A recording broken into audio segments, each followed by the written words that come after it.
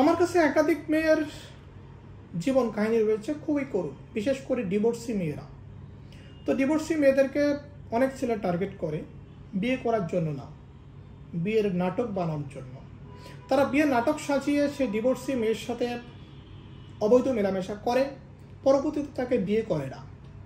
এ কারণে ডিভোর্সি মেয়েদেরকে বলবো, যদি কোনো ছেলে আপনাকে বিয়ে করার জন্য অফার করে, আপনি সেই অফারে রাজি হবেন, তার পরিবারের সাথে বসবেন, তার সামাজিক কাঠামো জানবেন, এরপরে যদি বিয়ে করে ভালো, আর যদি বলে যে আমি কয়েক মাস প্রেম করি তারপরে তোমাকে বিয়ে করব, মোটেও রাজি হবেন না।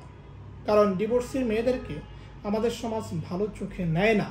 যখনই শুনে তার হাজব্যান্ড নাই, তখনই আমাদের সমাজের ছেলেরা সুযোগ নেওয়ার চেষ্টা করে। এরকম ছেলে আপনার আনাচে কানাচে অনেক ঘুরে বেড়াচ্ছে, আপনি তাদের ফাঁদে পা দিবেন না। যদি বিয়ে করে, বিয়ে করবে সামাজিকভাবে, সেটা অবশ্যই সামাজিকভাবে হতে হবে, গোপনে না।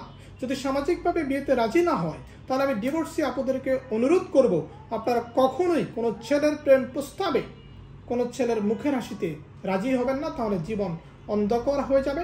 এরকম অন্ধকারময় জীবনের অনেক গল্প আমার কাছে রয়েছে, অনেক ডিভোর্সি মেয়ের জীবনের অন্ধকার আমি নিজের কানে শুনেছি, আমার চেম্বারে এসেছে, বলেছে, আমার কাছে প্রমাণও রয়েছে। ডিভোর্সি মেয়ের জীবন সহজে অন্ধকার করার জন্য অনেক ছেলে আনাচে কানাচে ঘুরে বেড়ায়, সতর্ক হন।